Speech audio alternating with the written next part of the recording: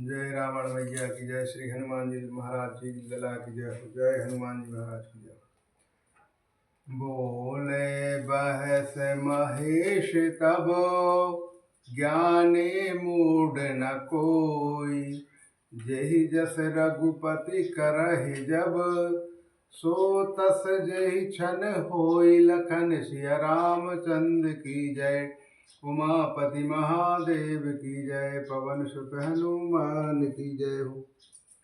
तब महादेव जी ने हंसकर कहा, न कोई ज्ञानी है न कोई मूर्ख है।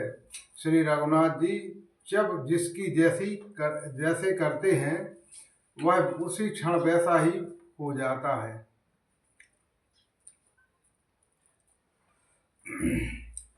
भारत ध्वज सादर सुनहो, कहो राम गुण गाथ। भज तुलसी तजि मान मद, भव भंजन रघुनाथ। लखन सिया रामचंद्र की जय। पवन सुत हनुमान की जय। याज्ञवल्क्य जी कहते हैं, हे भारद्वाज, मैं श्री रामचंद्र जी के गुणों की कथा कहता हूँ, तुम आदर से सुनो। तुलसीदास जी महाराज जी कहते हैं, मान और मद को छोड़कर आवागमन का नाश करने वाले श्री रघुनाथ जी को भजो। है मैं गेरे गोहा एक अति पावहे, वह समेस सुर सरि सुहावन है। आश्रम पर पुनीत सुहाया, देख देव ऋषि मन अति भाया। हिमालय पर्वत में एक बड़ी पवित्र गुफा थी, जिसके समीप ही सुंदर गंगा जी बहती थी। वह परम पवित्र सुंदर आश्रम देखने पर नारद जी के मन को बहुत ही सुहावना लगा। निरख शैल शशि विपिन विभागा, वयो रमापति पद अनुरागा। सुमरत श्री हरि श्राप गति बाधे, सहस विमल मन लागे समाधि। पर्वत, नदी और वन के सुंदर विभागों को देखकर श्री नारद जी लक्ष्मीकांत भगवान के चरणों में प्रेम हो गए। भगवान का स्मरण करते ही उन नारद मुनि के जो शाप उन्हें दक्ष प्रजापति ने दिया था और जिसके कारण वे एक स्थान पर नहीं ठहरते थे, गति रुक गई और मन के स्वभाव ही निर्मल होने से उनकी समाधि लग गई। मुनि गति देख सुरेश डेराना, काम ही बोल कीन सनुमाना। सहस सहाय जाशु मम हेतु, चले हरस ही चले चर केतु। नारद जी मुनि की यह तपोमयी स्थिति देखकर देवराज इंद्र डर गए। उन्होंने कामदेव को बुलाकर उनका आदर सत्कार किया और कहा कि मेरे हित के लिए तुम अपने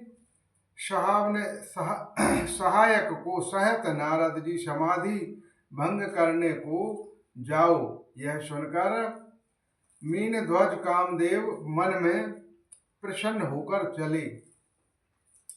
सुना सिर मन महु असिसाता, चाहत देव ऋषि मम पुरुबाशा। जे कामी लोप जगु माही, कुटिल काग एव सब ही डेराही। इंद्र के मन में यह डर हुआ कि देवऋषि नारद मेरी पुरी अमरावती का निवास राज्य चाहते हैं। जगत में जो कामी और लोभी होते हैं वे कुटिल कोए की तरह सबसे डरते हैं। सुख हाडले भाग सट, सुबान निरखहि मेघराज। छईनि ले जान जान जड़, तिम सुरपति ही न लाज, लखन सिया रामचंद्र की जय।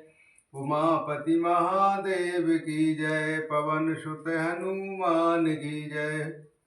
जैसे मूर्ख कुत्ता सह को देखकर सूखी हड्डी लेकर भागे और वह मूर्ख यह समझे कि कहीं उस हड्डी को सह छीन न ले, वैसे ही इंद्र को नारद जी मेरा राज्य छीन लेंगे ऐसा सोचने पर लाज नहीं आई।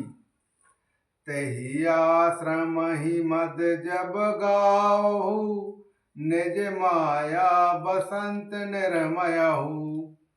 कुसुमत विविध विपट बहुरंगा, कुजहि कुकिल गुजहि श्रृंगा। जब कामदेव उस आश्रम में गए तब उनने अपनी माया से वहां बसंत ऋतुओं को उत्पन्न किया। तरह तरह के वृक्ष, रंग बिरंगे फूल खिल गए, उन पर कोयलें कूकने लगी और भौरे गुजार करने लगे। चली सुहावनी त्रिविध बयारी, काम कृशानु बढ़ह निहारी। रंबदक सुर नरी नवीना, सकल अहस सर कला प्रवीणा। काम अग्नि को भड़काने वाली 3 प्रकार की शीतल मद और सुगंध सुहावनी हवा चलने लगी। रंबा आदि नवयुक्तियां देवगणनाएं जो सब की सब काम कला में नियुक्त थीं, करहे गान बहुतान तरंगा। बहुविध कीड़हि पनि पतंगा, देख सहाय मदन हरुषाना। कीन शिपुनि प्रपंच विधि नाना।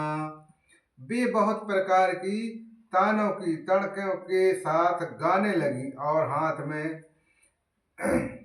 गेंद लेकर नाना प्रकार से खेल खेलने लगी।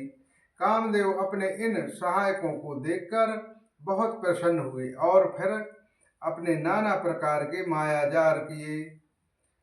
काम कला कछु मुनहि न व्यापी, निज भय डरेउ मनोभव पापी।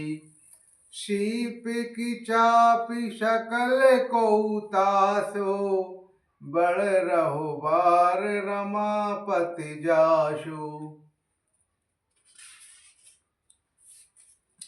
परंतु कामदेव की कोई भी कला मुनि पर असर न कर सकी। तब तो पापी कामदेव अपने ही नाश के